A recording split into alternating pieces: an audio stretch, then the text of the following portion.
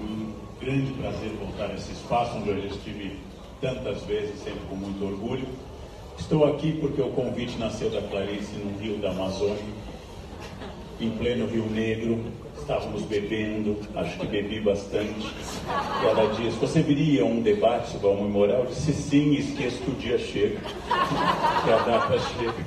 Mas é um prazer, vi a peça 2 vezes e li o livro várias vezes, como já tinha lido livros do Rabino Bonder, especialmente comecei com a Cabalá da Inveja, sobre a inveja, em função do que eu estava escrevendo de Pecar e Perdoar, também sobre dinheiro e sobre alma e moral. Texto que me tocou muito, porque tanto a Clarice como a atriz, como Rabino, como pensador, me tocam no ponto que são pessoas livres. São pessoas que não partem de uma moldura. São pessoas que se apresentam diante do mundo com a sua vontade, seu senso crítico, e não são transgressores no sentido que nós começamos a falar aqui. Quem rouba os cofres públicos, quem é racista, quem bate a mulher, não é transgressor. É apenas alguém que segue a idiotice dominante. A transgressão é não ser idiota, não seguir uma norma imbecil e estabelecer um novo caminho. Isso é a transgressão. Eu conto em palestras que se não houvesse o pecado de Adão, a Bíblia terminaria no capítulo 2 do Gênesis. E os outros livros da Bíblia não existiriam. Porque ao pecar, Adão e Eva inauguraram a história. Começa toda a saga de Adão e Eva. E para animar a nós, seres humanos, eu sempre lembro que nós temos como primeira família do mundo a mais perfeita. A família original, em que Deus cria perfeitamente Adão do barro e Eva de uma costela, deixa-os livres, felizes e sem doenças no paraíso, estabelece apenas uma norma de compliance, apenas uma. Não pode comer 10, do resto pode tudo, pelado, o dia inteiro, sem problema. O diretor se afasta, eles vão imediatamente. Como criança que você diz para não colocar o dedo na tomada, eles vão imediatamente ali, são demitidos por justa causa, vão para o mundo, têm filhos. Caim matou Abel, como você sabe. Primeira família do mundo tem 50% de transgressores, um assassino e um cadáver. Essa é a primeira família humana, a mais perfeita, a mais próxima de Deus, a que não tinha sogra, aquela que tinha absolutamente tudo para dar certo. Essa é a primeira família do mundo. E se vocês leram tanto a Bíblia, na sua parte inicial, como o Novo Testamento, se vocês leram com atenção, os nossos patriarcas não são pessoas fáceis. Não são pessoas que se caracterizaram por seguir todas as normas. A primeira vocação de Abraão, quando ele ouve em Ur, sai da tua terra e vai, ele está quebrando toda a tradição familiar. É um homem já de idade, sem filhos. Alguns acham que seu pai fazia ídolos, ou que tinha enfrentado pessoas que faziam ídolos, e ele sai. Ele segue simplesmente uma ordem e sai da sua tradição. Os outros patriarcas, tanto Esaú, Jacó, são famosos pelas transgressões.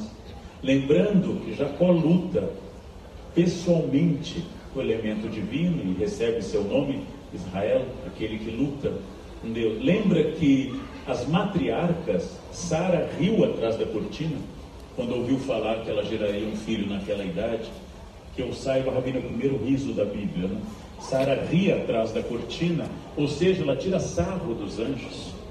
Ela tira, os anjos dizem, duvido. Ela fica atrás da cortina, e essa é uma matriarca.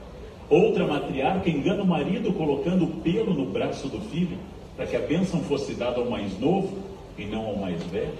A Bíblia é uma sequência de transgressões, Esaú e Jacó, Absalão. Davi mandou matar Urias, seu general, seu combatente, para ficar com a sua esposa. Salomão transgrediu com a rainha de Sabá. Todos eles transgrediram. E a história da Bíblia não é uma história que a gente chamaria de hagiográfica, ou seja, de santos perfeitos, mas de homens, de mulheres, transgressores, com dificuldades, santos, mas pecadores, santos, mas humanos. Sem a transgressão não haveria história. A história é criadora ou criada a partir da transgressão. E mesmo naquele que na tradição cristã é a pessoa do porte de Jesus, vamos lembrar que a sua última frase em aramaico, das 3 frases que lemos os evangelhos em aramaico, sua última frase é um gesto de rebeldia, é um gesto de dor. Pai, pai, por que me abandonaste? Lama, lama, Eli sabachthani. Não é assim, tudo bem, vamos nessa, estou morrendo, mas tudo legal. É, pai, por que me abandonaste? É um gesto humano, absolutamente humano, cheio de vida e de significado. Mostra a imperfeição humana. Pedro ouviu a Jesus 3 anos. Aula integral, um workshop maravilhoso, voava, levitava, andava sobre o mar, curava, ressuscitava, uma aula melhor que qualquer professor. 3 anos de tempo integral. Eis que na hora da formatura, ele nega que o professor tenha dado aula 3 vezes. Tesoureiro da turma, vende o mestre à diretoria de ensino. Ninguém acompanha o mestre à prisão, só João, mais novinho, vai até a cruz e também não faz nada. O mestre volta e passa 40 dias em recuperação de reforço. Fala, repete as mesmas ideias. Última pergunta de Pedro, o príncipe dos apóstolos: Senhor, é agora que vai restaurar o reino de Israel? Ou seja, não entendeu nada. 3 anos de aula com Jesus, ele não entendeu uma palavra. Aí Jesus subiu ao céu, não aguentou mais. Chega, é muito esforço. A história dos apóstolos, alguns cognominados filhos do trovão, a história de ira na Bíblia, a história de pessoas falando de coisas que não deveriam falar, é a história da transgressão. A transgressão criadora e não a transgressão repetidora de preconceito. A transgressão que lhe torna humano, já que o livre-arbítrio na tradição teológica não foi negado aos seres humanos. A tradição que permite que eu me afirme como ideia acima, inclusive, da norma divina. E a ideia de que essa transgressão é criadora de uma identidade que torna a minha fé orgânica, verdadeira e estrutural, e não simplesmente uma fé de seguir algo absoluto para o qual eu não penso nada e que me entrego, como se dizia no século XVI, perinde ac cadáver, me entrego como um cadáver. Ou seja, são pessoas que transgridem, pessoas que constituem a transgressão. Não há nada mais insuportável, não há nada mais desagradável na espécie humana que alguém que não erra.